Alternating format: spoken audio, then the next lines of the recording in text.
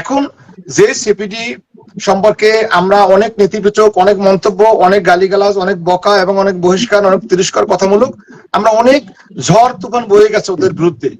যে সিপিডিদেরকে এদিকে আসো না, ওদিকে থাকো। যে সিপিডি হলো যাদের কাজ ছিল একটা বাজেটকে বিশ্লেষণ করা, 5 মিনিট আমি সময় নিচ্ছি, বাজেট বিশ্লেষণ করা, অর্থনৈতিক গবেষণা পরিচালনা করা এবং নীতি নির্ধারণের সুপারিশ প্রদান করা, বিভিন্ন উন্নয়নমূলক বিষয় নিয়ে সংলাপ ও আলোচনা আয়োজন করা, সরকার বেসরকারি খাত এবং নাগরিক সমাজের মধ্যে মত বিনিময় সুযোগ সৃষ্টি করা। 1993 সালের ডিসেম্বর মাসে, তখন বিএনপি সরকার ছিলেন, তখন এই সংস্থার উদ্ভব হয়, একটা বেসরকারি সংস্থা। এবং তখন অর্থনীতিবিদ ছিলেন একজন রেহমান সোবাহান, যার বাড়ি হলো কলকাতা, এবং একজন অর্থনীতিবিদ, ঢাকা বিশ্ববিদ্যালয় অর্থনীতি বিভাগে পড়াশোনা করছেন। ওনার নেতৃত্বে ওনাকে ওনাকে প্রধান করে একটা কমিটি গঠন করা হয় বেসরকারি উদ্যোগে, এরা এই কাজগুলো করবেন। দুঃখ হলো ওনারা এই যে এনসিপির কিছু কথা বললো, এদেরকেও আমি বলবো যে এই কথা বলার জন্য তাদের এই কথাকে আমরা ঘৃণা জানাই এবং তাদেরকে শুভ বুদ্ধির উদয় হোক। এবং এই ধরনের এই মুহূর্তে এই কথাগুলা ওনারা তো না বুঝে কথা বলছে। ওনাদের বলা উচিত ছিল যে পাতার দর, চালের দাম 11 টাকা করা হোক, ওই 11,000 স্কেল নাই, চালের দাম 11,000 টাকা করা হোক কেজি। কিভাবে করবে গভর্নমেন্ট বুঝবে। আলুর কেজি 3 টাকা করা হোক, যেটা বলুক না ওরা, এইটা বলে আসুক। তেলের দাম সেখানে সে 21 টাকা, একটা অযৌক্তিক কথা বলুক, তারা বলে নিয়ে আসুক। এইগুলো যদি বলতে পারতো, বাজার দরটা নিয়ন্ত্রণ করতে পারতো, এদেরকে রেশন দেওয়া হোক, আমাদের রেশনের এত আনা হোক, বাজার দর এইটা আনা হোক।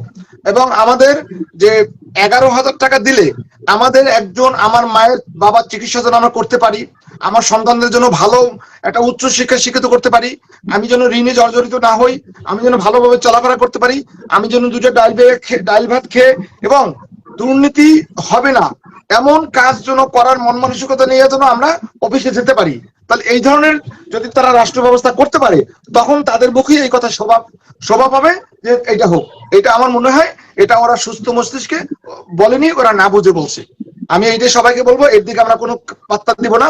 আমরা এতটুকু জানি, মাননীয় প্রধানমন্ত্রী নীতিগত সিদ্ধান্ত নিয়েছেন, আমাদের পে স্কেল দিবেন। যেটা হলো, যে পে স্কেলটা হলো কি, 2 বছরের যে পে স্কেল হলো, যে আমাদের 2টি পে স্কেলের সমপরিমাণ সুবিধা সমন্বয় করে প্রথম ধাপই, আমার যেহেতু কিছু কিছু মিডিয়া ধাপের কথা বলেছে, এখন এই জন্য আমাদের বলতে হচ্ছে, কারণ আমি ধাপের কথা বলতে চাচ্ছি না। এই ধাপটা না, আমাদের 100% পে স্কেল বাস্তবায়ন করতে হবে।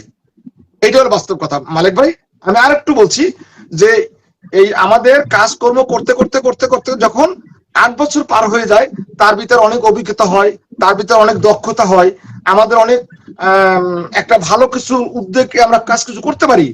সেটার একটা সেই দীর্ঘদিনের সেবাকে যথাযথ মূল্যায়নের জন্য সরকার কিন্তু একটা টাইম স্কেল দিত। সেই টাইম স্কেলটা বন্ধ করে দিয়েছে আওয়ামী সরকার। কেন করছে আমরা জানি না। আমরা চাই এই টাইম স্কেলকে পুনর্বহাল করা হোক, এবং এই টাইম স্কেল পুনর্বহাল করতে হবে, এবং আমাদের 2টি পে স্কেলের সমন্বয় বাজার দরের সাথে মিলে আমরা সর্বশেষ ভাবে মাননীয় প্রধানমন্ত্রীর কাছে আমাদের এইটাই জোরালো আবেদন। আজ আমাদের এই লাইভে মালিক ভাই যে আয়োজন করেছেন, তার সমন্বয় এখানে যারা দেখছেন তাদের পক্ষ থেকে যত সকল আমাদের আত্মীয় স্বজন বা যারা যারা কর্মকর্তা, যারা বড় বড় আমলা, যারা যেখানে মন্ত্রী বা এমপি যেখানে আছেন, তাদের পক্ষ থেকে তাদেরকে ইনভাইট করা, তাদেরকে আমাদের এই মেসেজটা পৌঁছে দেওয়া যে 2টি পে স্কেলের সমপরিমাণ এই বাজার দরের সাথে সমন্বয় করে আমাদেরকে 100% পে স্কেল বাস্তবায়ন করবেন এবং আমাদের টাইম স্কেল দিবেন। এবং যারা ব্লক পোস্টে আছি, আমরা যেন সে ব্লক পোস্টে কথা, এটা যেন আমাদের বৈষম্য না থাকে। বিশেষ করে আমি ব্যক্তিগতভাবে 2 বছর আগেই আমার বেতনের শেষ ধাপ চলে গেছে। আমার চাকরির বয়স, আমি 22 বছরে, আগামী অক্টোবরে 22 বছর পূর্ণ হবে। 2004 সালের 27 অক্টোবর আমারই হয়েছিল। আমি একটা টাইম স্কেল মাত্র পেয়েছিলাম, যেটা জুলাই মাসে হয়ে গেছে। আর 3 মাস অক্টোবরের 27 হলেই আমি হয়তো বাকিটা পেতাম। সেখান থেকে গভর্নমেন্ট সেটা তো কেন দেয়নি জানি না, কারণ টাইম স্কেল পেলে আমরা একটা ধাপ উপরে যেতে পারি, একটা গ্রেড উপরে যেতে পারি। সেখানে আমরা এখানে 12তম গ্রেডে আমি অবস্থান করছি।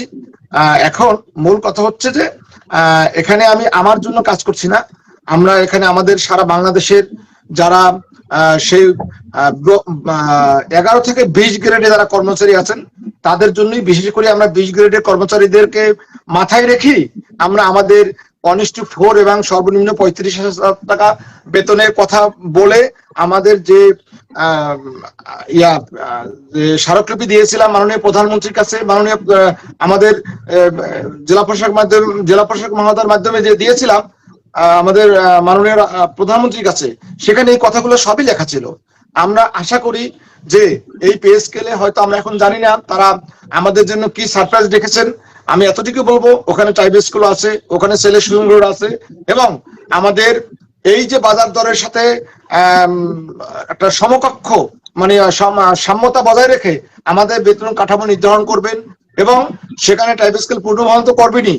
এবং বাংলাদেশ সচিবালয় তারা যে পরীক্ষা দিয়েছেন, কারণ আমি সচিবালয়ে চাকরি করে আসছি, আমার যেহেতু আমরা স্টানর চাকরি করেছি, আমার একটা 7ম নম্বর গভর্নমেন্ট চাকরি ডিসি অফিসেরটা, এর আগে আমি হাইকোর্টে পেয়েছি, তারপরে স্বরাষ্ট্রে প্রশাসন 3 চাকরি করে আসছি, তারপরে কৃষি মন্ত্রণালয় চাকরি করে আসছি, তারপরে জি জি জি